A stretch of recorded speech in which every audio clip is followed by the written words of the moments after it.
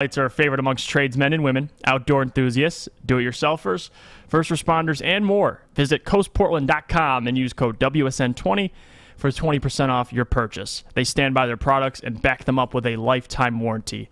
Buying for your whole crew? Sign up with our Coast crew to take advantage of special discounts, early access to new products, and more. Again, that 20% off code is WSN20.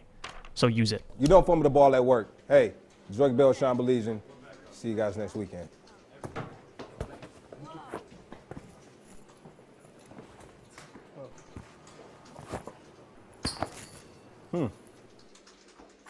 Thanks, mate. Oh, Bell's soft. Wait till it comes to New Zealand. Pour that out. You like to win a custom-built chopper while helping our veterans at the same time? Then watch as we turn this bike into a one-of-a-kind classic chopper. Watch the Call Sam Chopper Shop on our social media channels and get your raffle ticket today at callsam.com/chopper shop. Welcome back, everyone. You're watching The Morning Wood on the Woodward Sports Network. So happy to have you here. I have a special announcement.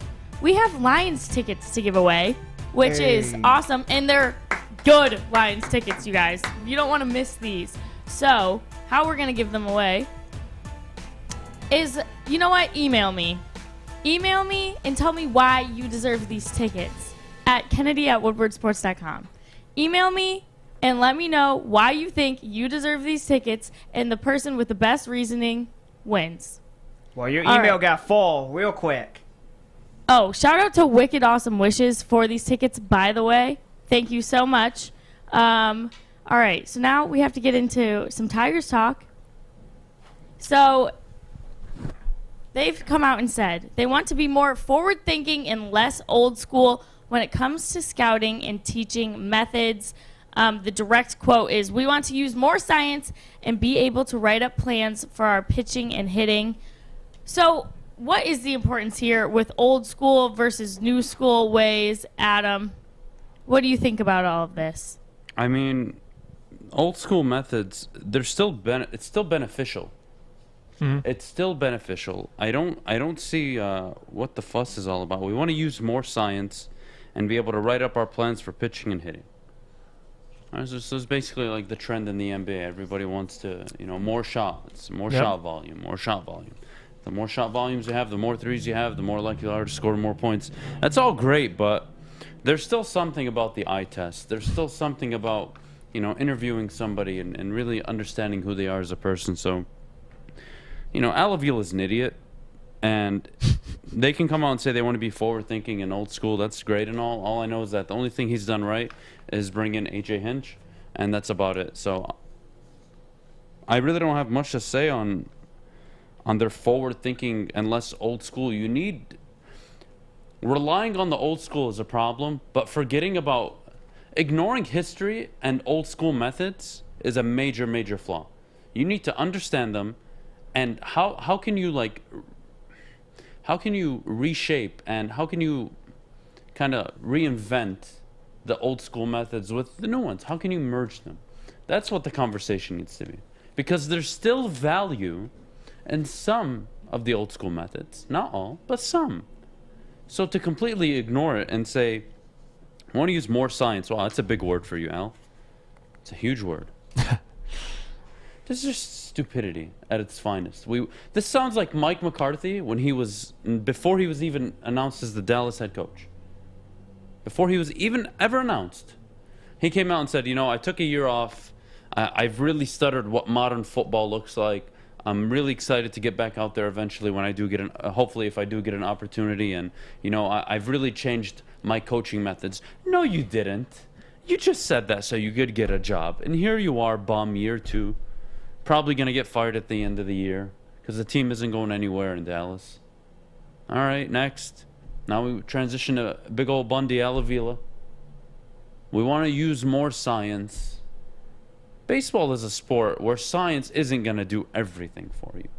You can't abandon just the old ways. You can be more proactive, forward-thinking, use data analytics, but I thought it was funny. Al Avila, what does Al Avila know? Outside of getting A.J. Hinch right, he's done nothing. Literally. What are we doing? this was a long time in the making, I think, because ever since Al Avila took over as general manager in 2015, the Tigers have engaged in very slow moving evolution into the current data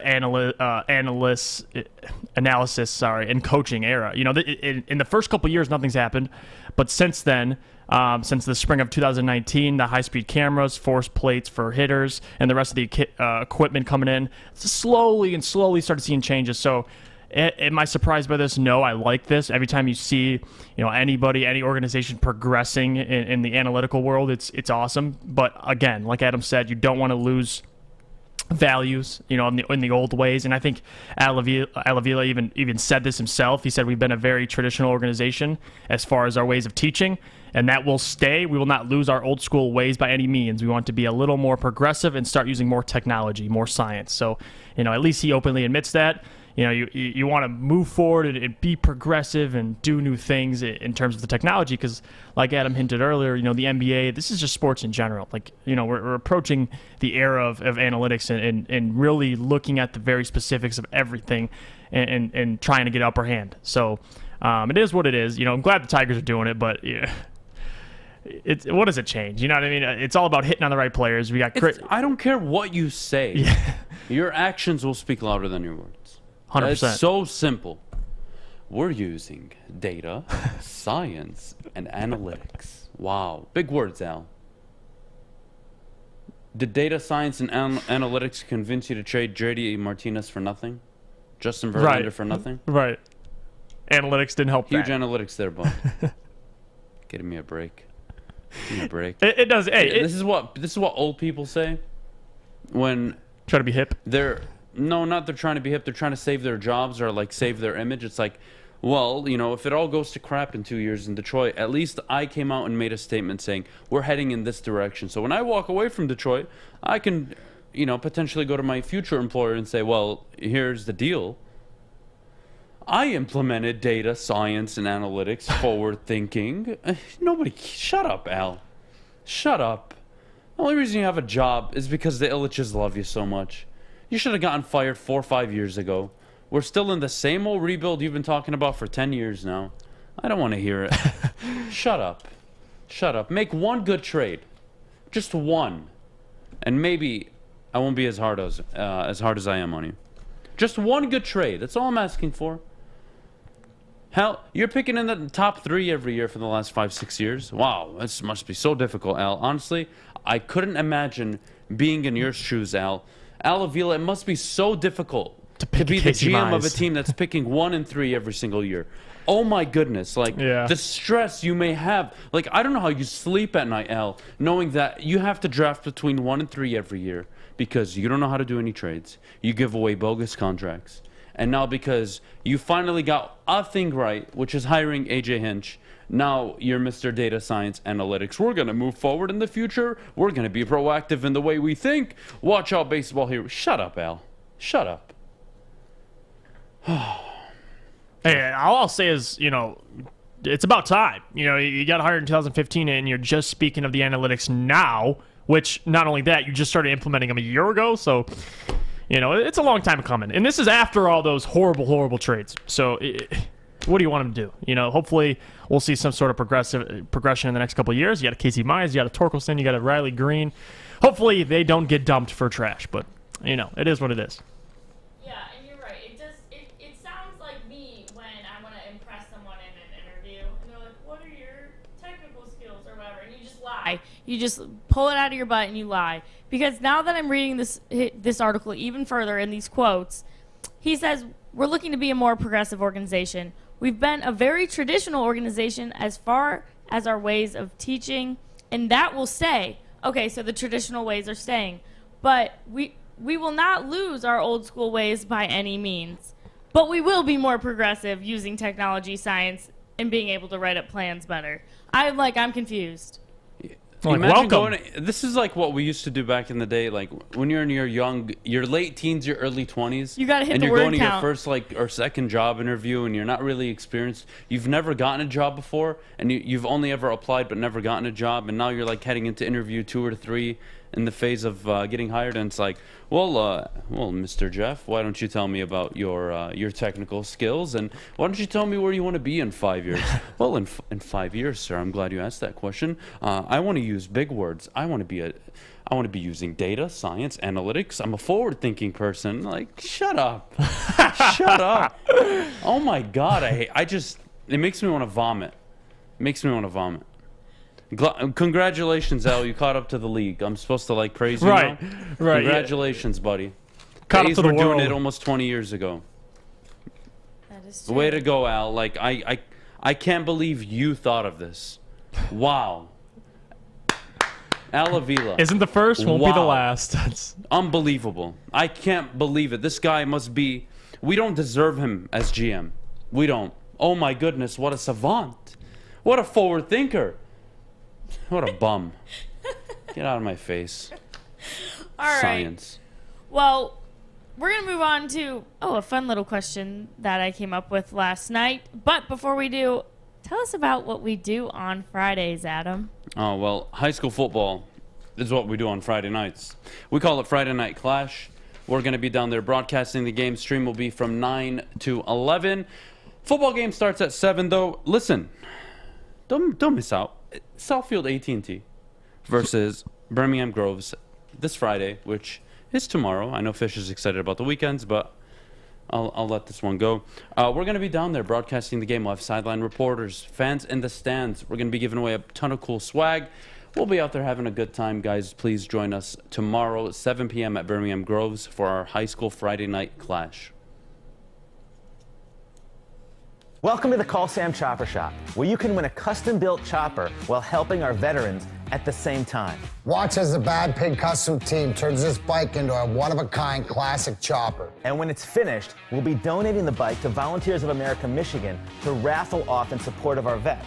A great cause to give back to those who've given so much. Watch for Call Sam Chopper Shop episodes on our social media channels and get your raffle ticket today at callsam.com/chopper shop. Welcome back, everybody. You're tuning into the Morning Wood on the Wood. Dang I'm it. going to kill you, Kennedy. I know you are. I don't know. It happens once a show. Get your stuff together. Let's Woodward do this Sports again. Network. Thank you. Morning Wood on the Woodward Sports Network. I don't know why it's so hard for me. I think my mouth moves too fast for my brain, and it just is mush. Well, slow Anyway. it down, Al Avila. Well, I am a very analytical person anyway. So you have to live with one for the rest of your life. You've got either Stan Van Gundy as the Pistons coach for the rest of time, Brad Ausmus as manager, or Fatty Matty, a.k.a. Matt Patricia, as Lions head coach for the rest of your life. Who are you picking and why, Adam? Well, this is actually the easiest question I've ever been asked in my life. Really? Yeah. Stan Van Gundy, I would rather die than have him as my head coach, and the same with Fatty Matty, Mr. Matt Patricia no, this himself. is just hanging out with him. All No, right. no, this is if you have to live with one person for the rest of your life as the head coach of your team. Oh, they're all And awful. for me, it's Brad Ausmus. No, Brad Ausmus. Look, he may have been he's bad. mediocre. Yeah, he he's came mediocre. He came at the tail end of the the Tigers' peak. They were on the decline. They were going to be a bad team. He was basically set up to fail. That team wasn't ready to compete when he walked in after Leland, or at least you can think it was, but in my opinion, it wasn't. They were on the decline. Brad Ausmus, I think I could win a few pennants. A few division titles, maybe a ALCS, make a World Series appearance in 10, 15, 20 years. I know I can't do it with Matt Patricia or Stan Van Gundy, so never mind. This is a really easy one for Yeah, me. it's Brad Ausmus because the other two, I mean, Stan Van Gundy made a finals with the Orlando Magic, but since then he's been, it's been hard for him. Not only that, but as a general manager, it's been awful for him. And then don't even get me started with Matt Patricia. So, Brad Ausmus, let's talk baseball. If we want to talk about each one individually, Stan Van Gundy was, I would say, during his time in Orlando, he was the definition of a forward thinker. He really built a team around Dwight Howard that you just didn't want to play. Their kryptonite, though, was when the opposing team would have a strong two-guard. Yep. And who did they play in the NBA Finals that year that they made it to the Finals? One of the best two guards of all time, Yep. who has not passed away, unfortunately, Kobe Bryant. So Stan Van Gundy knew what he was doing in Orlando. He hasn't done anything outside of outside of Orlando. It's been awful. Whether it was with the Pelicans or the Pistons, it's been really awful. And I would never. I don't think I could. And I'm thinking from a GM and owner perspective. Yeah. Like if I had to assign one of these guys for 20 years, I don't have a choice. Gun to my head, I have to give one of these guys a 20-year contract. I think I can make it work with Brad Osmus. I don't think I could ever make it work with Matt Patricia. He'd flame out the locker room in 3 days. Stan Van Gundy would eat the locker room in 3 days. Oh my God. Well, honestly, I'm actually concerned. Fat Patricia and Stan Van Gundy will probably eat the locker room by the time the regular season starts. So I may not even have a team. So for me, Brad Osmus, I think, could get it done. He's someone I think we remember obviously as a losing coach with Detroit, but he wasn't the glaring issue. The glaring issue was the Illiches and Avila. Like, I do want to temper people's memory a little bit on Brad Osmus. He was a bad coach. Maybe, yeah, you can make the argument, but he wasn't horrendous. No, I could win with Brad Osmus as a head coach. You give me if I'm an owner, I can spend the money to get the players I want. If I'm a GM, I can maneuver to get the players I want. I can build something around Brad Osmus if you gave me a 20-year window. I'm so confident in that. If you gave me a 20-year window with Matt Patricia, I would ruin 20 collegiate kids' lives by picking in the top 3 every year and them never panning out to anything in the NFL. So I'm wasting talent there. And then Stan Van Gundy as my head coach. I'm going to be picking in the middle of the lottery, anywhere from 5 to 10. And I'm going to be passing on players like Devin Booker, Donovan Mitchell. Don't even get me started with that. No, I'm going to keep going. Donovan Mitchell. I'm going to be passing on players like Giannis. This is what's going to happen. I'm going to lose my mind if I'm an owner or GM. I'm not interested. Stan Van Gundy, no. Matt Patricia, no. Brad Osmus, I think I could make it work. I really do. Jeff? I know you agree, but... No, I agree, and you hit it right on the head with Stan Van Gundy. If you have this man... God, if you have this man...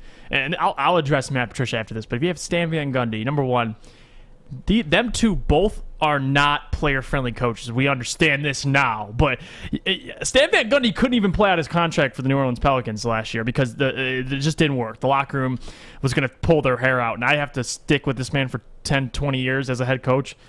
But players would not exist. They'd all die. I don't know, of natural causes because of stress that this man's putting on him. Same with Matt Patricia. Like, why would I want a man as a head coach, that's going to be telling me to take an Akuda third overall? Why do you want a head coach? And Kennedy, I'm sorry, but somebody needs to say it. Why do I want a head coach that walks around looking sloppy, out of shape? That's what I'm getting with Stan Van, and that's what I'm getting with Matt Patricia. Like it or not, those are two prime examples of people who are both out of shape and horrible at what they do. So I can only equate the two. Now, are there examples of successful ones? Of course there are, but they are few and far in between. There are more cases of fat losers than fat winners. And if I'm the GM, I'm definitely looking at the health side of it. Brad Osmus, in shape, a former player. If you're a better GM, looking. You are looking at the health side of your head. He would never coaches. get Andy Reid. He would fire him. No, if Andy Reid walked in the door, I'd give him whatever he wanted. But before he speaks. when I interview, if I'm interviewing a room and you've got Andy Reid, a bunch of big fellas, and Andy Reid's one of them, I'm taking Andy Reid. Let's say you don't know anything about him. Well, if I don't know anything about them, I'd expect, just because of what I do know about Andy Reid, is that he's gonna wow me in the interview. He's not going to sit there and try to, finagle his way through the interview. Andy Reid is going to tell me all of his plans. He's going to tell me how much of an offensive genius he is, how he's going to create separation, how he's going to get his 2s and 3s at the wide receiver position to make key plays throughout the season. I can see that. Mike McCarthy? No. Van Gundy? No. Matt Patricia? You guys can answer that one. The guy has had almost a year off before accepting the position in New England. And he is yet to address an issue he has. You want to talk about somebody's commitment, mental strength, and ability to take accountability? Stay away from Matt Patricia, Stan Van Gundy, and Mike McCarthy. and Doug Fungus hit it on the net. 10 Snickers, you're darn right. You're darn right, 10 Snickers. I don't need coaches pregame hogging down 10 Snickers. I just don't need it. What about postgame with the victory? If we win, I'll buy the. If I'm a GM or I should say, if I'm an owner of an NFL team, and my bigger head coach is winning, I'll buy the company for him. I'll buy Snickers and I'll give him a lifetime subscription of Snickers. Subscription. I don't know. I'm saying like a lifetime supply. I will do whatever it takes. Just win. Just win. I'm not asking for much. And those are 3 examples of people that are out of shape that can't win. Moron says, you can't forget about Rex Ryan and his loyal foot soldiers. And then Charles said, you forgot Jeff Blashill. Jeff Blashill, the problem with Jeff Blashill is you've only seen him in a rebuild situation. Yeah. He has had the worst of the worst. When he took over originally, they made the playoffs. He extended the streak for 1 year. But you all saw it coming. You knew it was coming to an end. And you knew the team wasn't going to be better. So I don't consider Jeff Blashill in this argument. If you want to add him in there, I would still choose Osmus. I still think I could build a winner around Brad, but I could be wrong midway into, let's say, February. And the Red Wings, although I think they're still rebuilding, they may be better than I think. They have a lot of young talent. If Blashill is able to blossom it, and they're winning games, and they look good, I might have to change my mind. But I think in a 20-year span, if you made me pick between the 4, I think I could win with Jeff Blashill. Not Blashill, sorry. God, Osmus, yeah. You guys got my words all twisted. Brad Osmus. Yeah. I think that's the only option we could pick. I'm picking Brad. There's too many negatives with the other guys. Like, you know what I mean? You can't just. I'm taking Brad every single time. Why is it that we as a city here, why is it that we accept coaches the way we have? Like a Stan Van. Like, how do these guys last the amount of... Like, how incompetent do we have to be? Not just as a... I'm not talking about the fans. I'm talking, like, organizational. How dysfunctional is dysfunctional? Like, I'm starting to, like, really question myself here. How do you keep Van Gundy as long as you did? When you drafted Stanley Johnson, you saw the players that were drafted after him. Year 1 and 2 clearly were better. And you were like, I still trust this guy.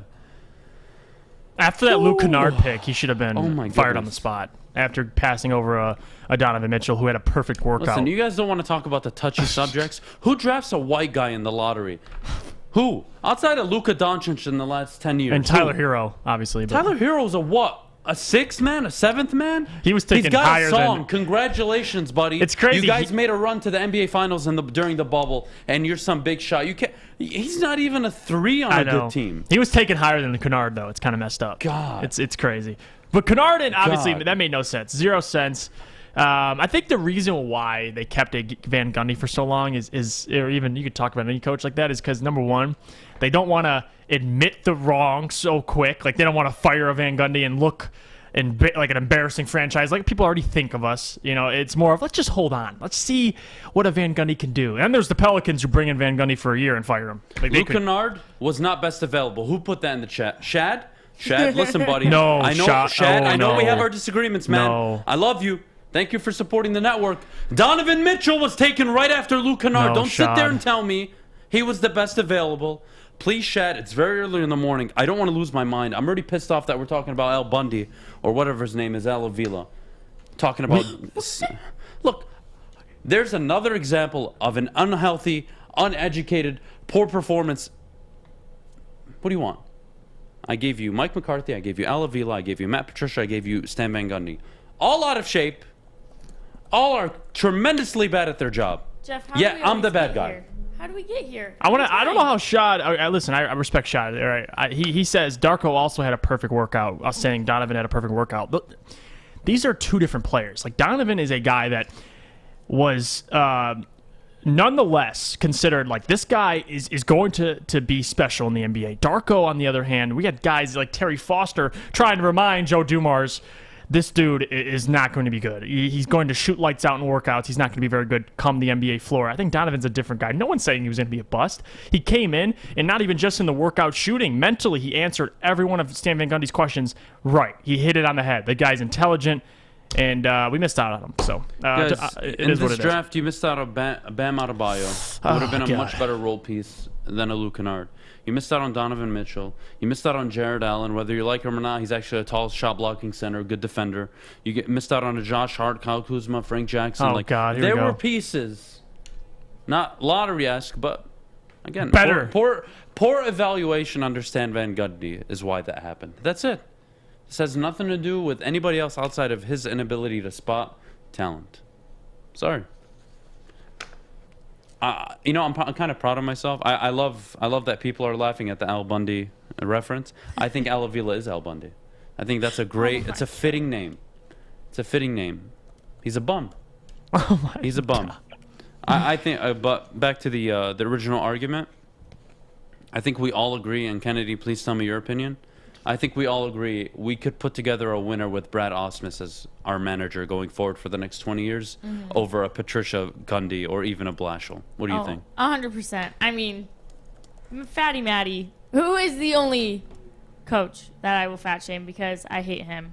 No, wasn't even an option when I put him there, and I was hoping he wasn't an option for you guys. But I mean, he did not prove himself here. No one can argue that he did. So, yes, 100%, I agree with you guys.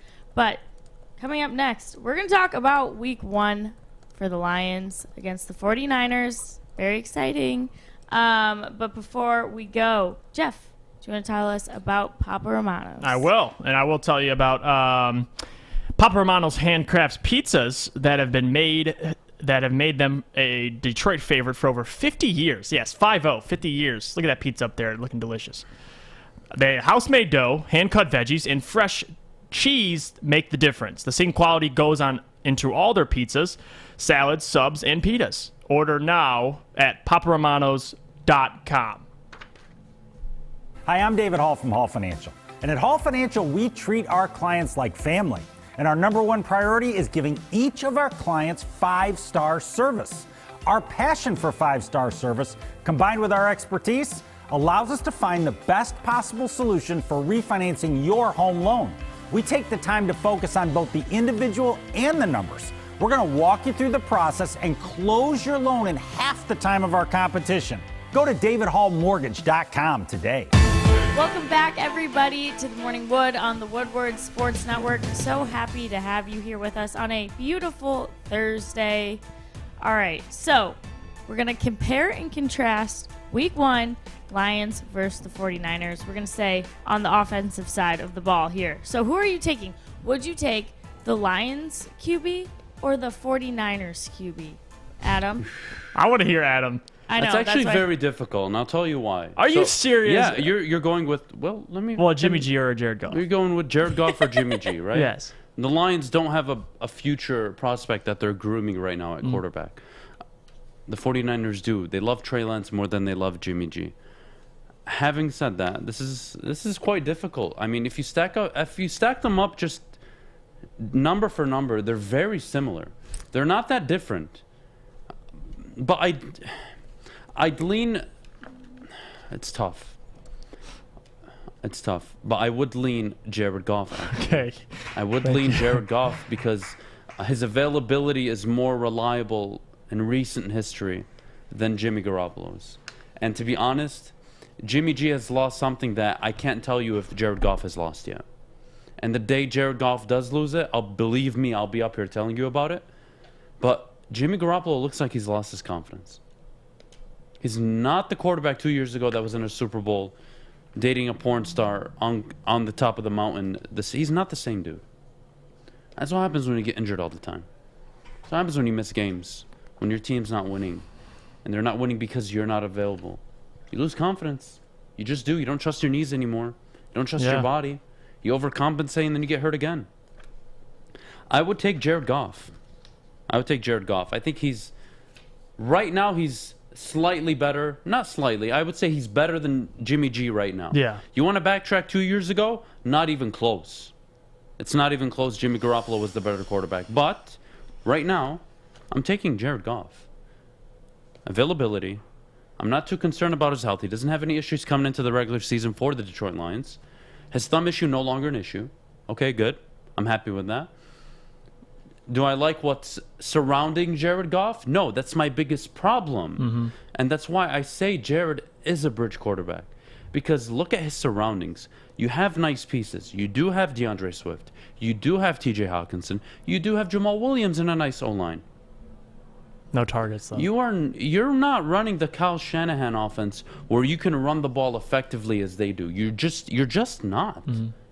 So my concern with Jared is more so his surroundings. And you only have 2 years to really surround him with talent before you have to re-up him on a contract. So that's my whole stick with Jared Goff. But no, if I had to go in week 1 with one of the two, it has to be Goff. Why would I risk Jimmy G? Like, I don't even know what I'm getting out of Jimmy Garoppolo. We might see Trey Lance week 1 a quarter in. Maybe 2. Right. Now, if Jimmy G comes out, and may I remind everybody at home, 26-8, I believe, is a starter. When he's on and he's healthy, he has shown that he can just win. It's not a question. He wins football games. He's not just a game manager. He's more effective than that.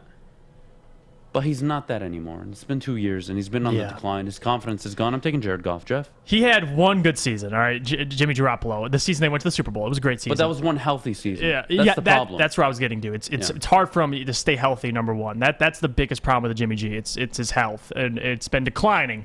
And with the Jared Goff, he's played in less seasons in the NFL than a Jimmy G, but has double the touchdowns in him. Obviously, he started his whole career. Jimmy didn't start in New England, but since he's came to San Fran, he's had decent stats. It's just, again, it's hard for him to stay healthy. So if I'm going from a skill perspective, yes, I'm taking Jimmy G's team around him. He's got more weapons around him. He's got Kyle Shanahan basically, making his job a lot easier. But in this, just quarterback to quarterback, who am I taking and who would I take on my team if it's the same exact team? I'll take Jared Goff, and that's not anything big. It's just simply I think he's better than a Jimmy G right now. If you swap Jared Goff and Jimmy G, I'll tell you exactly what would happen. Tell me. The Lions would probably win 2 games with Jimmy G as their starting quarterback. No, I think they'll win 4, 3 or 4 or 5 maybe. With Jared Goff, I think he's the healthier, more confident, younger, more mobile quarterback. But you put Goff on the Niners, it's a perfect fit for him. Zone running offense, dynamic at wide receiver, and not dynamic in a way where they have a clear number one, no. But the way Kyle Shanahan could care less if he has a 1. What he cares about is, are you going to run the route the way I tell you? Are you going to block the way I tell you? The 49ers' success relies on that defense and Kyle Shanahan's ability to call plays and predict what's going to happen on the defensive side of the ball for the other team. And that's why he's been so successful when he's had a quarterback. You can just look at Jimmy G, his starting record with Kyle Shanahan, together and when they're not together. Night and day. Even Matt Ryan with I need to give Kyle Shanahan is an able quarterback. Not even a good to great one. I just need to give Kyle a good one. Matt Ryan. And I can go to the Super Bowl. Matt Ryan, Jimmy Garoppolo. Although I think Matt Ryan he's good. He's above good. He's very good. He's not great, but he's very good. But haven't sniffed that same success since. Still. Right.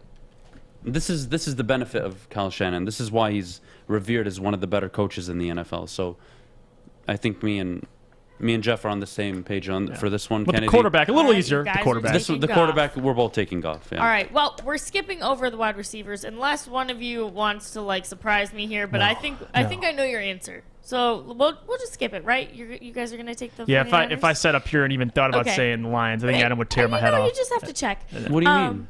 No, it's a wrong argument anyway. It doesn't make any sense. Do you have? What? Is that an argument? To take the Lions? We're talking about wide receiver course, comparing them to the 49ers. What would you take? Oh my God, night and day. Okay, that's why we're not even we're skipping it. Okay, you imagine if I came out. I misheard what she was saying. Oh, okay. She confused the heck out of me. Oh, I'm sorry. I was like, I should have came out and said the Lions, and this is why.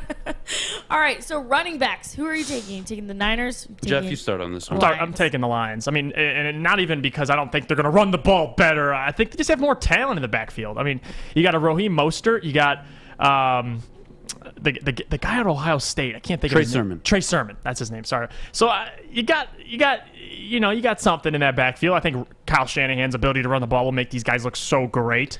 But in terms of just talent ability, I mean, you got a Jamal Williams who's a perfect RB2. It can be an RB1 if Swift goes out. And then you got Swift, who is dynamic in his own right, and I think he's only getting better. He's got to stay healthy. That's a problem. But other than that, just talent. I don't like this question. I'll tell you why. Who's my head coach? Okay, so you're doing the head coach argument, which I agree. No, I'm just asking. Who's my head coach? Are we well, taking for what this into team? Consideration? Yeah. Like what You got team? Campbell and you got... Which team's running backs and production would I prefer? Yeah. Yeah, the 49ers. It's not even close. Okay, so you're They doing... will be the best one of the best running teams in the NFL. Who has more talent? You could make the argument Detroit with DeAndre Swift and Jamal Williams and Jamar Jefferson. But Trey Sermon, Hasty, and Raheem Mostert, they're very close on the talent level. But I'm taking the Niners run game over the Detroit Lions run game. It's much more proven. Now, if you gave the Niners the Detroit running backs, watch out. I think it's an upgrade, a slight upgrade. I think that would be dangerous. But again, Kyle Shanahan's run offense, that zone running that he not only took from his dad, no, he didn't just take it and copy paste it. He totally innovated the zone run game. And he's the only one that's really doing it effectively. It's amazing to watch. So if we're talking talent, obviously, it'd be easy for me to sit up here and say Lions, but I got to take the Niners. I'm giving Kyle Shanahan, a rookie running back, and Trey Sermon, who broke the single game record in the Big Ten Championship against Northwestern. A very, very good run defense. He broke the Ohio State single game record that was held by Eddie George and ran for over 300 yards in that game. I get that guy. I get him in a Kyle Shanahan offense. I'm taking a Mostert, I'm taking Hasty, and I'm taking Trey Sermon. I don't need the overwhelming talent. I just need Kyle Shanahan. Honestly, that's my opinion. And I want to yell at you and tell you why you're wrong, but when a Tevin Coleman goes over to the 49ers and looks, I mean, I think realistically, if you gave me and Adam some carries with Kyle Shanahan, we can make some moves. I honestly think that's how much I believe in Kyle Shanahan. His ability to, number one, get guys, open holes to run through is impressive. It doesn't matter who you are. You don't have to be Derrick Henry. You just have to be able to, just put your head down and run. And I think Trey Sermon's going to do a good job of that this year. I think he'll get some carries. To answer Swillen, SW Lion, I'm really unsure how to say his name, but Adam, don't underestimate Anthony Lynn. Well, he is right. Well, no, I'm not underestimating Anthony Lynn, but who's a more proven coordinator? Kyle Shanahan. Wait. Let me finish. Who's a more proven? I'm going to ask you questions. Okay. So. Who's a more proven coordinator? Kyle Shanahan. Who's been a more proven head coach? Kyle Shanahan. I'm not underestimating Anthony Lynn at all. I think he's a better fit at a coordinator role than a head coach role. Just like Jim Schwartz is a better defensive coordinator than he ever was a head coach. There's nothing wrong with that. Kyle Shanahan, though, is on a different level. He just is. And if you're telling me I have to choose between one of the two's offenses, excuse me, I'm taking the one that's been to 2 Super Bowls. Excuse me. So, I think got George Kittle blocking over there, man. I mean, the guy, he's a monster. Again, let's say you bring in a Kyle Shanahan to Detroit. It is almost set up to do exactly what he's doing in San Francisco. The only difference is in San Francisco, they have an edge rusher. Well, multiple, I should say. They got a defense. They have Bosa. They have Nick Bosa. They've got linebackers, and they got a secondary. Oh, they have a defense, basically, is what I'm saying. And you know what? Their wide receivers are a slight upgrade compared to the Detroit Lions. But you know what their wide receivers are? They're proven, at least. Detroit's are unproven. And that's okay. You're going to see what they're made of this year. That's okay, guys. But what Kyle Shanahan is working with is totally different. I think it'll be closer than you think, though, because Anthony... In what regard? Because, and this is all I have to go off of. Anthony Lynn, as a previous offensive coordinator, usually, every team he's a part of, he manages to get their run game top 5 in the league. I think Anthony Lynn was dealt a raw deal in Los Angeles, not for getting fired, though. I think he deserved to get fired. Yeah. But losing Austin Eckler really hurt that team. Yes, it did. Really limited their team. And it wasn't until late in the year where they were able to string together, I believe, 5 straight wins with Justin Herbert, or they won 5 of 6 or 5 of 7, whatever it was at the time. But they caught on late. I think the Chargers defense is going to be a top 12 defense this year in the NFL. Like, he underperformed as a head coach in LA, but I think as an offensive coordinator, Anthony Lynn is going to be very good for the Detroit Lions. But the roster, the talent he's working with, is not what Kyle Shanahan is working with. So that's really going to make the clear difference. Sorry. All right, so you guys, is your final prediction before we head into week 1? Is it going to be a dub or is it going to be an L? And can you give a score prediction, Adam? Ew. So early. I know. So early. Can't we do that next Friday? Well, okay, we'll do it again. But right now, we've discussed who you would take. I would take the Niners. I would still take the Niners. Yeah. And I would take them to win 34. Give me 34, 20. 34-20. I think they win by 2 touchdowns. Okay. I don't think the Lions are going to be able to put up more than 20 on that defense. I think Jimmy Garoppolo, it's a blessing that he plays Detroit week 1. Again, this will be the whole entire coaching staff's first game together. Not a preseason game, regular season game together. There's going to be things they're going to have to learn and adjust to mid-game. They're dealing with a San Francisco team that is fighting to not only make the wild card, but to potentially win their division. They're a much better roster, but I'm taking the Niners to win 34-20. That would be my prediction right now. I probably change it by next Friday, but right now, 34-20 San Francisco. This is tough. Obviously I got San Francisco winning just because simply, unless Jimmy G comes out and throws ducks, I just don't see how we could beat the 49ers, number one, because of the talent on the defensive end. And I believe they're going to run the ball down our throats. And I don't know about, let's see. I'll give them 28-13. Why not? We lose. I don't know if the 49ers are going to put up 30+, but hey, we're still going to take an L. It's not being me being negative. It's just being realistic. Like if you guys, I see a 13-10 Detroit, so okay, you expect our defense to hold them to 10 points. Lions 27, San Francisco 24. See, I'm seeing a lot of dubs in there. All right. It's just being realistic, guys. Like you think game 1, the chemistry of this team is just going to. You do realize Peneso's starting at right tackle and he's going against Nick Bosa, right? Which is going to be a tough matchup. Jared Goff might die week 1, and nobody cares. He might die week 1, guys. Then who do we have? Look, the comments like this. How do wide receivers become proven if they're already being written off? Give them a chance instead of calling them the worst. That makes no sense. They are unproven. So one's a rookie, one's a second-year unproven wide receiver. The other, Tyrell Williams, is definitely not a number 1. Best case scenario, he's a number 2 on a very good team. Okay. That is the 31st or 32nd. Yeah, where does he rank them then? Where do you rank them? Yeah, if they're not proven, that means you rank them at the bottom because they're unproven. If I knew what they were, they would probably be in the 20s or in the teens. But I don't know what they are. And if I knew, I would tell you they're better than what they are. But Cephas hasn't proven anything. Amon-Ra St. Brown is a rookie. Tyrell Williams? Tom Kennedy made the roster. Trinity Benson? Never caught a ball in the NFL, 24 years old. Come on, guys. Kaderil Hodge? Woo. The benefit is that it's at home. I'm not roasting the wide receiving core. This is just facts. They are not one of the better wide receiving cores in the NFL. No. And if you want me to be generous, I'll just say that they're bottom tier.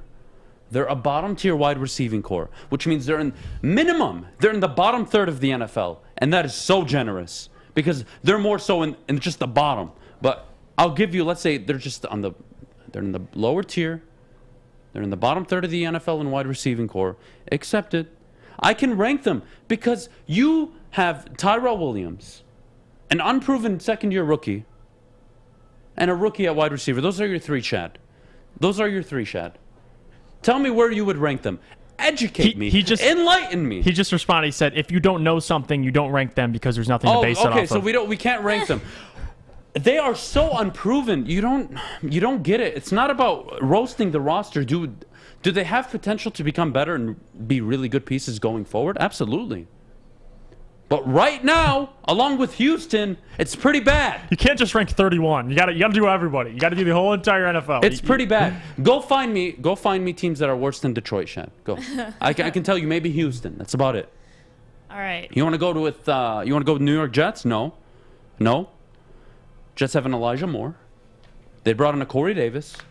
They actually have at least something to work with. Right. Jared Goff doesn't have much to work with. Give me a break. Okay.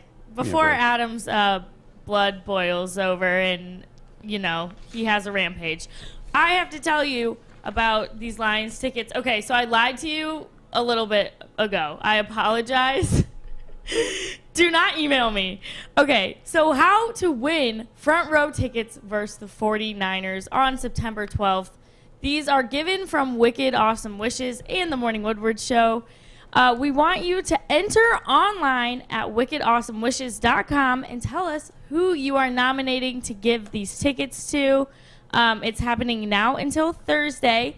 And let's just give some great seats to someone who's a big Lions fan and deserves a wonderful day watching the Lions hopefully beat the 49ers. Woo! All right, so that's how you do that. Make sure you go to wickedawesomewishes.com. Now, boys, how do I get a haircut as fabulous as one of yours?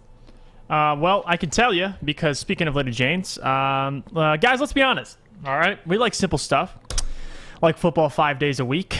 We like things uncomplicated, like Lady Jane's haircuts for men. Walk in, sign in, sit down, and before you know it, you are handsome and clean. Get to Lady Jane's, open 10 to 8, 7 days a week. Walk in anytime because it's wicked awesome. Okay, you thirsty little spin goblins. I want you to pedal into the next dimension. Spin it! Spin! Spin! Uh-oh!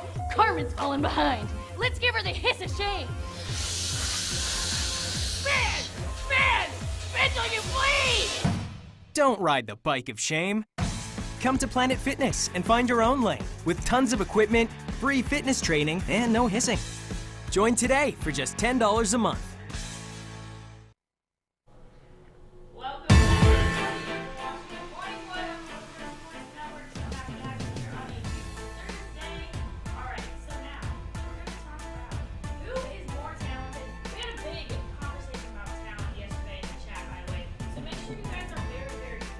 Why do you do this? Why? You know me. What? You should know better. I'm very disappointed this is even a conversation. Okay, whatever. So who's better? You know how I feel about Kyrie Irving. I am the most biased person against him. First of all, come at Jeff. You better pick Kyrie Irving. But if you don't pick Kyrie Irving, I'm gonna cry. Get this flat earther off the screen. I don't want to see we're this. not talking about beliefs. Get this flat earther off the screen. We're I don't want to see talking about basketball. Get him out on of my the court. face. We are talking Get him out of my basketball, face. and make sure you guys define what talent is, because people think that talent and skill are two different things.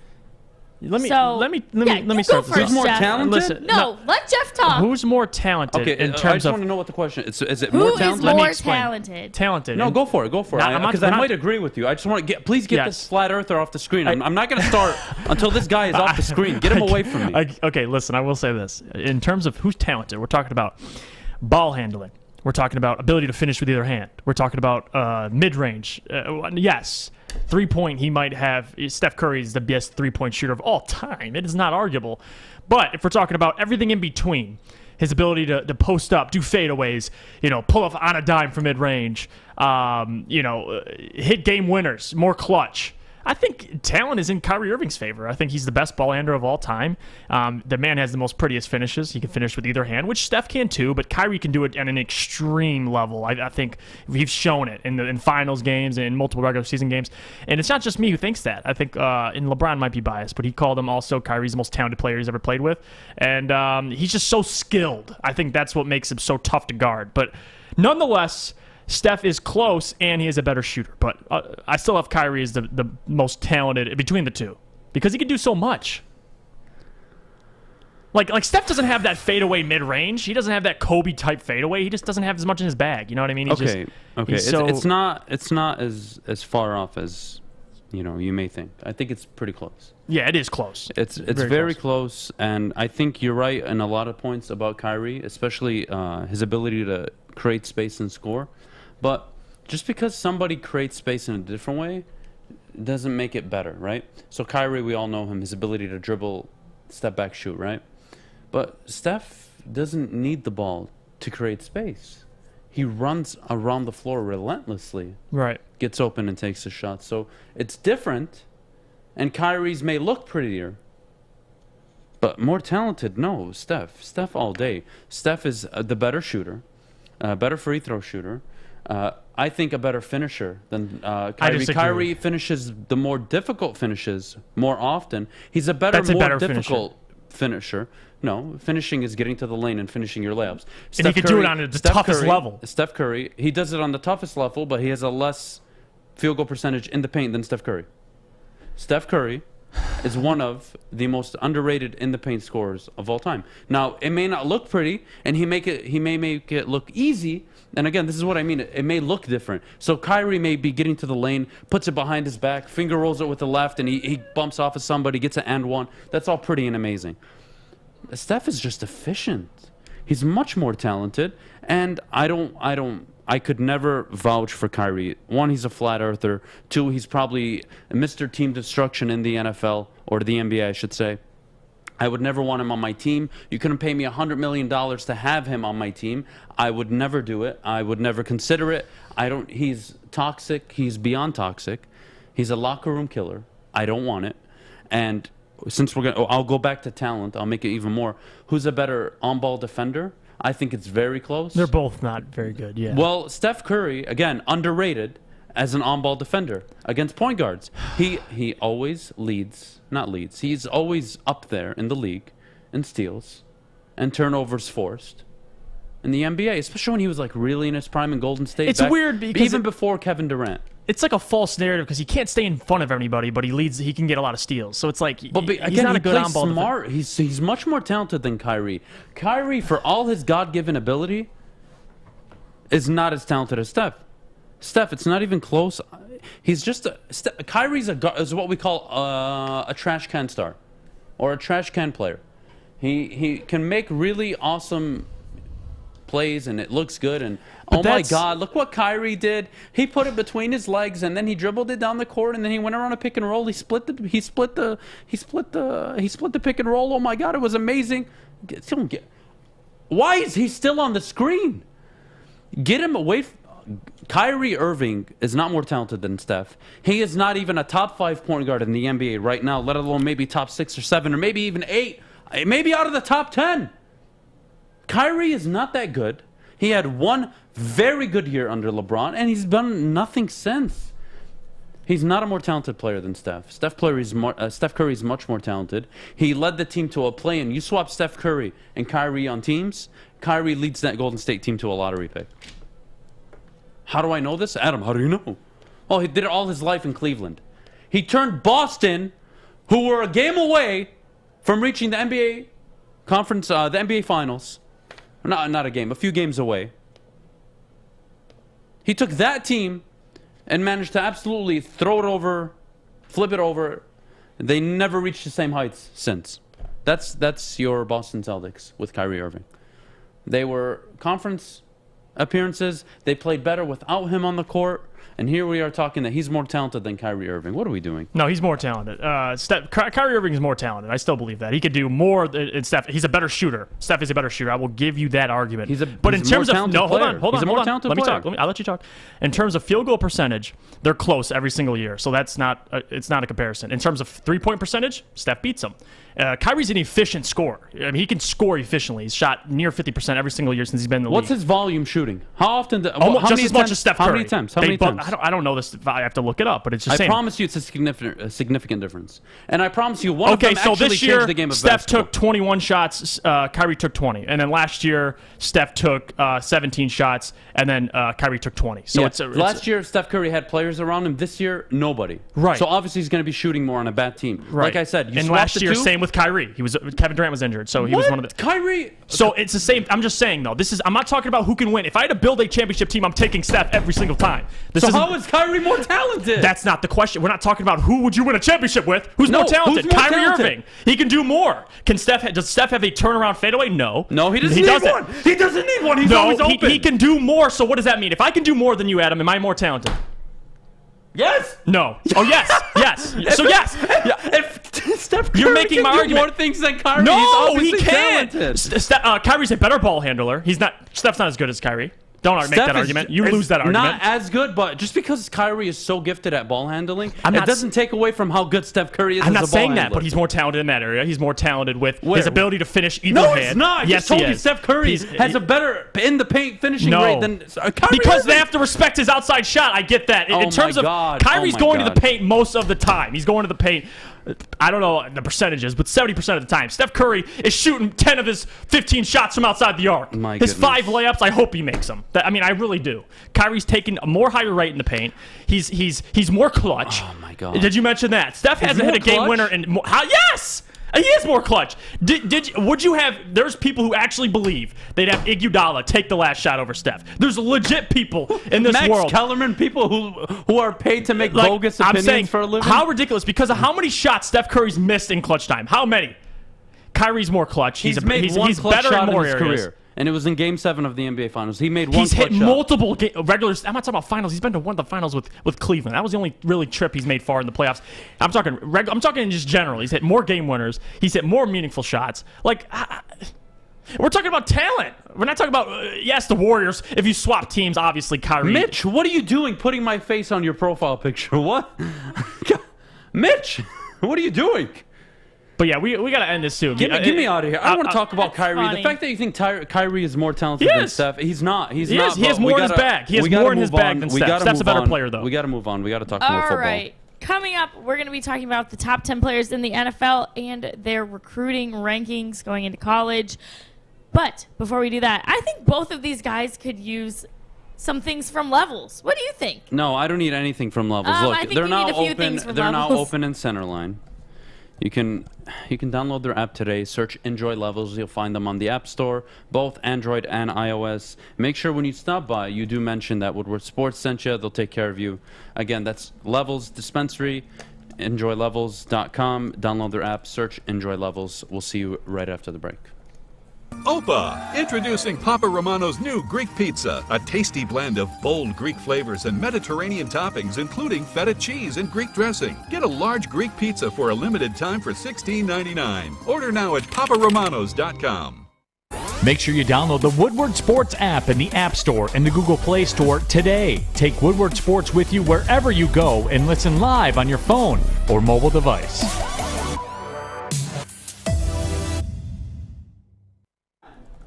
Welcome back, everybody. You're tuning in to Morning Wood on the Woodward Sports Network. So happy to have you right here with us. All right, so the top 10 players in the NFL have obviously been released.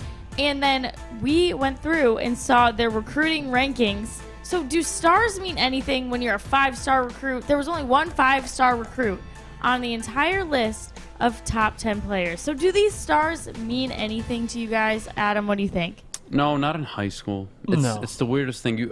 Robert, I forgot how to say his last name, Imdomniche or whatever. He went to Ole Miss. He was the biggest, one of the greatest recruits ever coming out of high school. Like, there's always these guys that are 5-star recruits that don't pan out.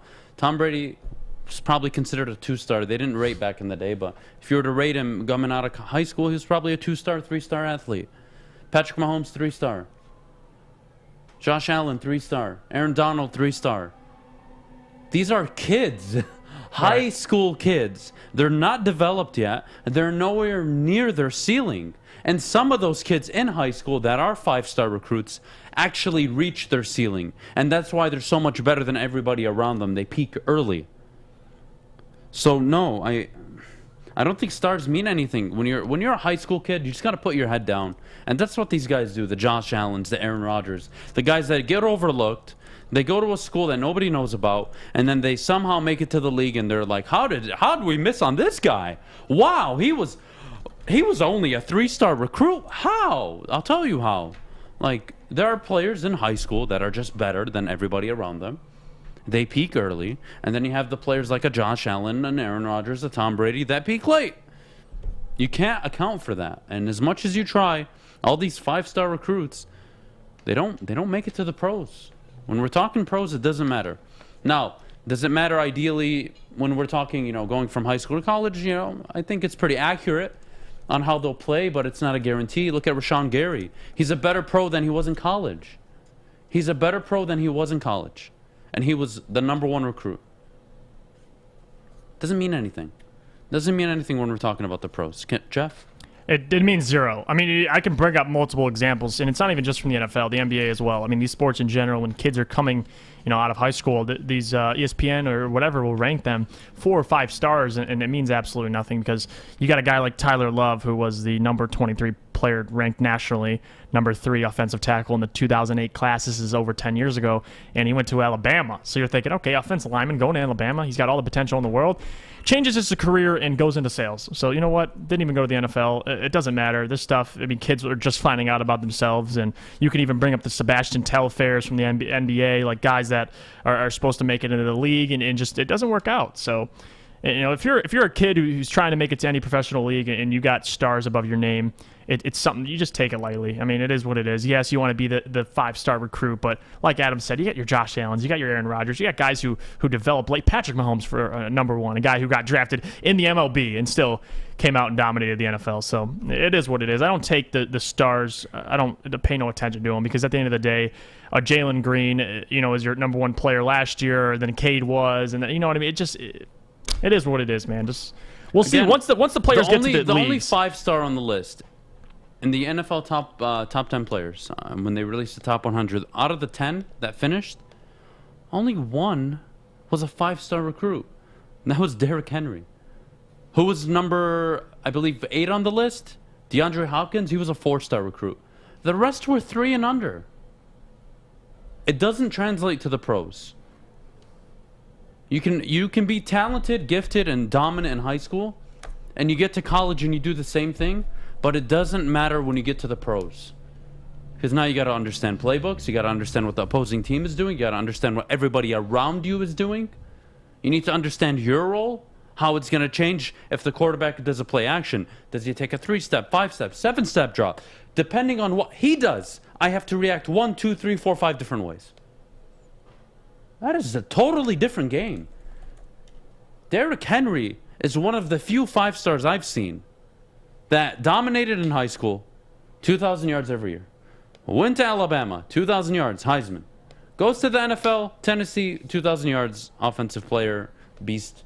I mean, it's a rare occurrence. Sometimes you get them right, but just because you're a 5-star athlete coming out of high school doesn't mean you're going to the pros. And even if you get to the pros, doesn't mean you're going to be a successful pro. Because all those guys are 4 or 5-star guys. Well, they're that, or they're the 2, 3 stars that you didn't know that are about, hungry. And they're much more hungrier than you. Yeah. They're working harder than you. They're at the gym at 5 a.m. They're leaving the facility at 10, 11, 12 o'clock at night. They're getting 4 hours of sleep, and they're doing it every single day for the next 3-5 years.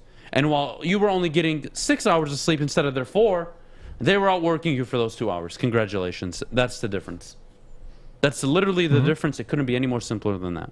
And that's why those 2, 3-star athletes make it to the pros. That's why Bill Polian and Jimmy Johnson always said that you win Super Bowls in rounds 3 to 5. Because that's where you find your players that were underevaluated, underappreciated, and they have a ceiling much higher than the ones that go in the first, second round. Look at Ebron. He was a first-round pick. George Kittle was what?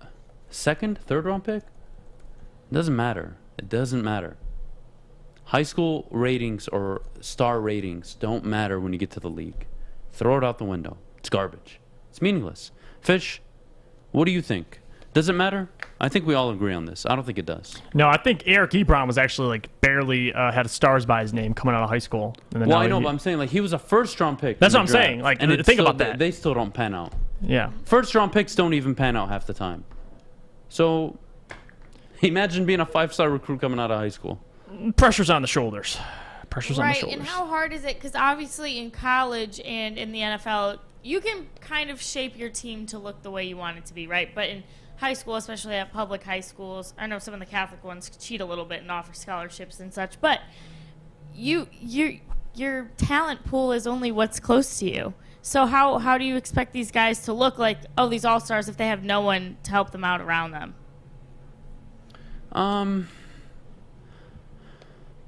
It's kind of tricky. Well, again, like your high school, your star rating coming out of high, there are players that get 4 or 5-star ratings that never play a down in college. That never play a down. I knew a kid in high school who got a full-ride scholarship to Michigan. Never saw the field. He was a 4-star recruit. 4-star recruit. 6'6", wide receiver, dominant. Led his team his senior year to a state championship, the state championship semis, I believe. They were undefeated prior to that. He was amazing, an amazing player. Never saw the field at Michigan. Imagine that times 100 throughout all the programs in the nation. Just because you're a 4-star recruit. I saw a video yesterday of a kid announcing his commitment to Alabama. White kid. I believe he was a safety and an athlete. So he probably plays both ways. Yep, I saw that post. And I saw that video, and I was like, all right, I'm curious. I wanted to see his page. And that doesn't look like a 4-star recruit to me.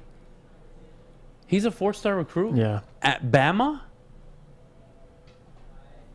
I wish I knew his name so I could just tell you now he probably never plays a down at Bama.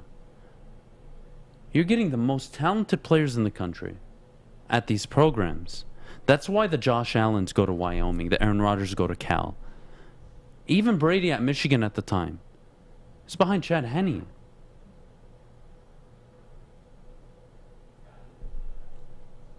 I don't know.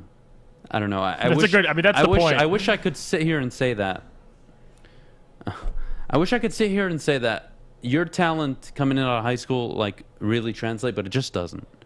It really doesn't. You can be the local kid that dominates your league, your division, whatever you want to call it, even your county. There are kids just like you in every single city. Yep. And the only difference is going to be which one wakes up every day early enough and trains harder.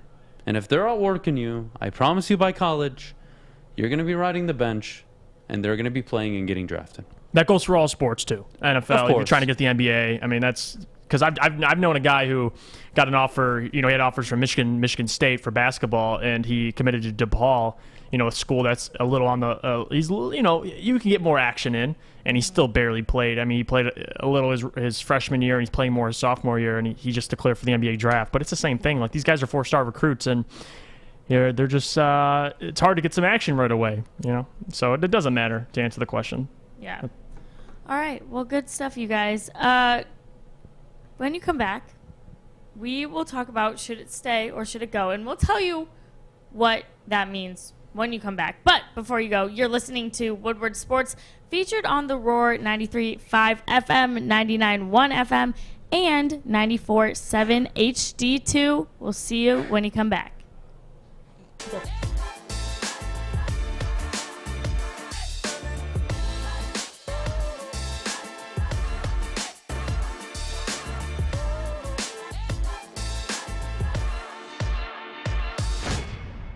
Make sure you download the Woodward Sports app in the App Store and the Google Play Store today. Take Woodward Sports with you wherever you go and listen live on your phone or mobile device.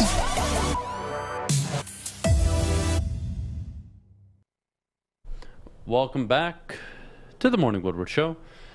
Jeff, you know what time it is? I do. It's fish time. It's the best time of the day. It's the best. Fish has been annoying me, so I'm not going to give him that credit. But can't give him that. It is Fish's Facts, if we may. Let's start it up. Roll that intro. Is it time? Yeah, it is. Fish! Go fish. Fish Facts. It's fish!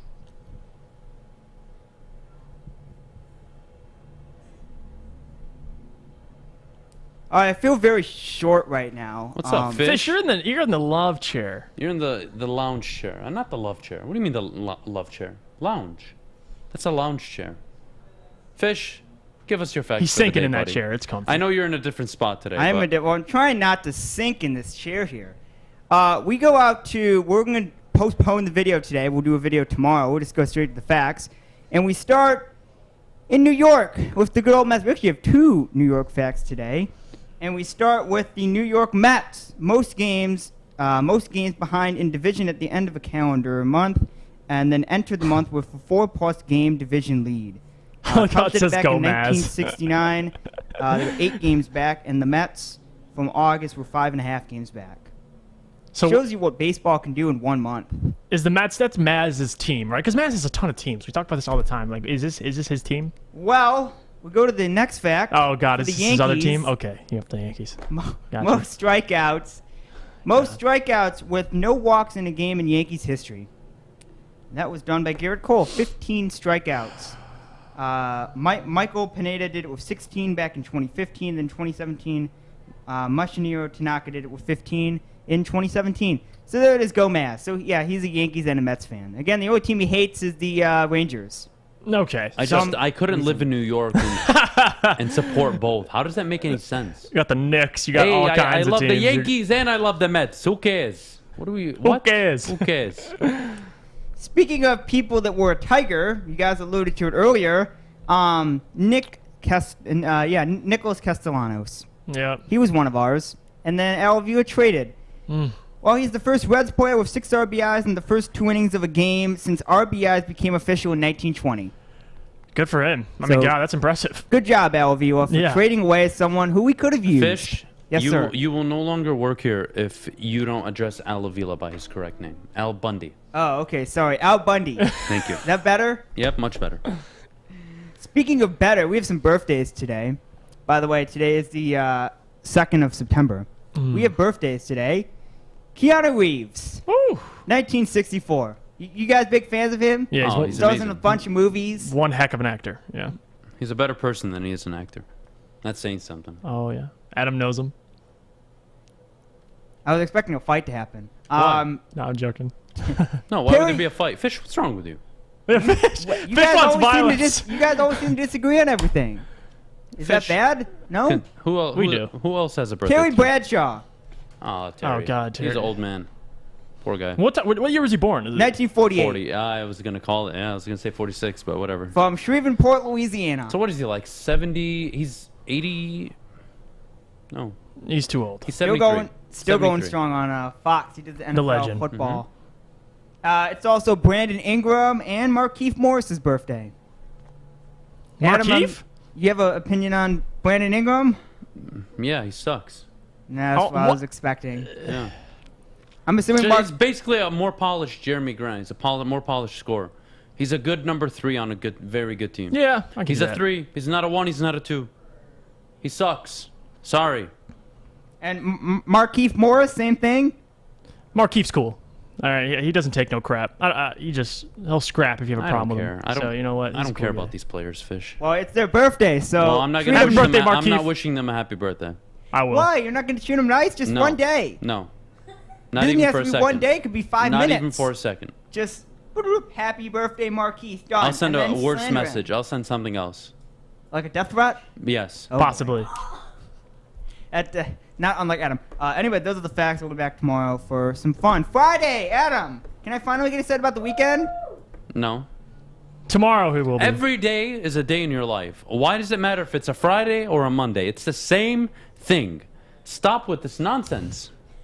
I hate that. Well, Adam, when you were little, listen, let me ask him this, though. When you were little, you're going to school. All right, it comes Friday, you get off of school. Because I was leaving school. Hold on. Do you think in your head, just another day?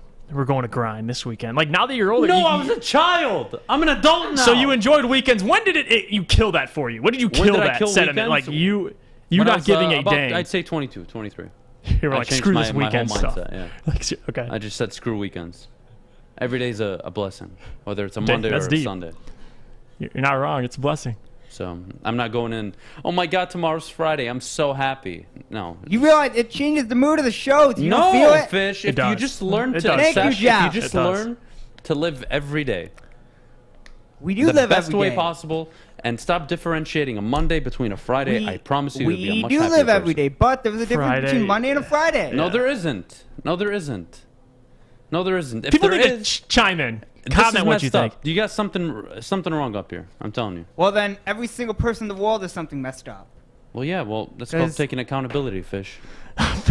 You're never gonna win, Fish. You're not gonna win on this one. He keeps going. He's gonna keep going. I am a firm believer. Save the accountability for D-Man. I am a firm believer that if you are looking forward to a weekend every single day, that means you're only living about 35% of your So life. I shouldn't be looking forward to next Sunday. The other 65% of your life you're not looking forward to, which is Monday to Thursday. Well, you're not. Yeah, well, that's what you're saying. Then I shouldn't The be looking weekends, forward to next you Sunday. don't work, man. I mean, you work less on the weekend, so at least there's a positive. You know what I mean? You're not saying, yeah, the weekend, but no, again, that's my point. It's like you don't have to do a show 8 to 10. You can enjoy the weekends, but you don't live for them. You can't just say, "Oh, I can't wait for Friday. It's almost the weekend." Why? Mike G's sweatshirt. Adam eats some cider and donuts on the weekends. his profile picture is Fish. So you're saying I can't get excited for next Sunday? Lions 49ers? Of course I'm excited. Of course I'm excited. I'm so excited for football season. When's the game on? The weekend. Yeah, but that doesn't mean on Monday, oh my God, I can't wait till the weekend. How am I going to get through this week? Fish doesn't do that. What is that? He just celebrates the Fridays. That's all. You know what I mean? I give him his credit. Sorry, Fish, but every day, just as important. Every day is a grind. Especially if you're going to complain about your life. If you're complaining about your life, do something about it. That's true. That's true. I'm on the tough love train. Sorry. Do something about it. You have the ability. Do something. You just got to believe in yourself. It's that simple. Right. It's not complicated. It really isn't. I feel like I'm, what's his name? Dr. Phil right now. Yeah. Speaking of Dr. Phil, it was his birthday yesterday. Okay. You know what? Yeah, I remember talking about that. I told you that yesterday, Adam. Thank you for having a great memory. Oh. Fish taking shots back at Adam. Fish, I swear to God. What? I'm trying to inform Fish is tired you. of your crap, Adam. He is. He's fed up. You don't like the weekend.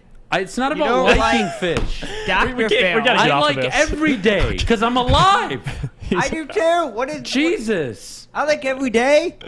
But I'm looking forward to the weekend. Because there's games on college footballs this weekend. Adam wakes up and punches the wall to wake up. That is Michigan playing Western, Wisconsin, Clemson, Georgia. Look, I'm just telling you guys, this is like deeper than what Fish is saying, like just looking forward to college football and NFL football. Of course, I am so excited to be watching football on the weekends. You look forward to But the weekend. That does not mean I regret or I don't look forward to waking up on a Monday. No. And like, oh my God, how am I going to get through this week, guys? I have to deal with Jeff. I have to deal with Kennedy. Oh my God. I can't wait till Friday. I can't wait till Friday. Get that shit away from me. Get it away from me. You realize you look forward to the weekend to have a better week.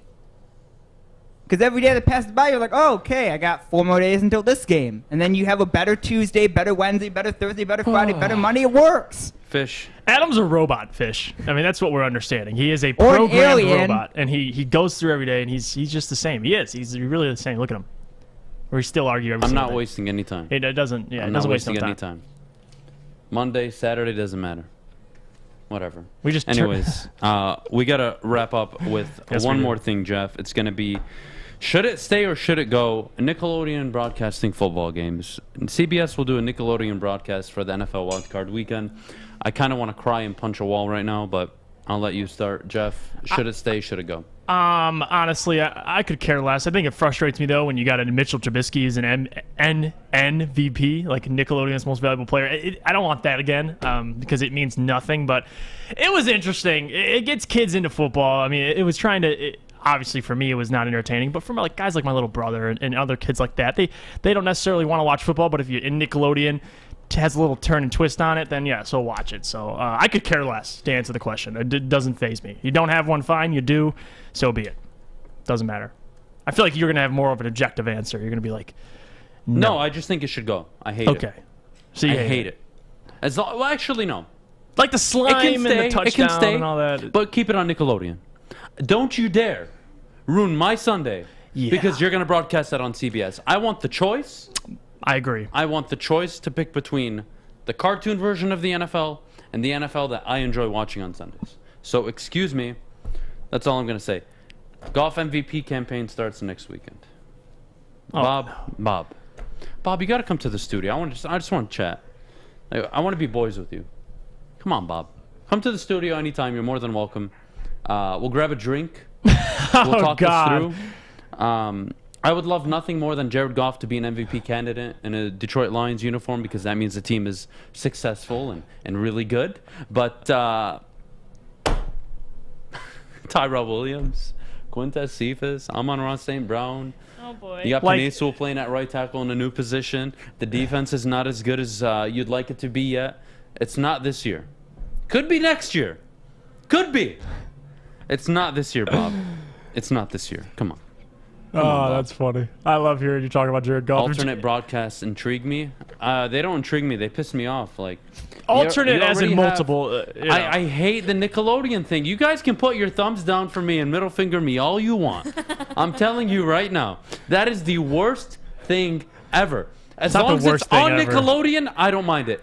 Get it away from me. That is the only point I agree. Adam is a fun governor. You got all kinds of love showing. I would agree with if it's on 2 different channels. If it's on 2 different channels, fine. If I'm being forced to watch the Splash Zone or whatever, I'm done. It's not entertaining. But then I'm just gonna go. Listen, I don't want to have to. Listen, don't make me go up to Nickelodeon. No one's making you do and take a anything. bat and hurt some people. Kennedy, get us out of here. It's 10 o'clock. All right, I will get us out of here. But I will say anything that gets kids into sports is a good thing, so I'm all for it. But let us remember, you can win and nominate someone for front row tickets versus the 49ers. Thank you to Wicked Awesome Wishes and the Morning Woodward Show giving them away. Enter online at wickedawesomewishes.com and tell us who you're nominating. You have from now until Thursday to give great seats to someone who is a big Lions fan and deserves a great day. Thanks so much for tuning in with us. This has been Woodward Sports.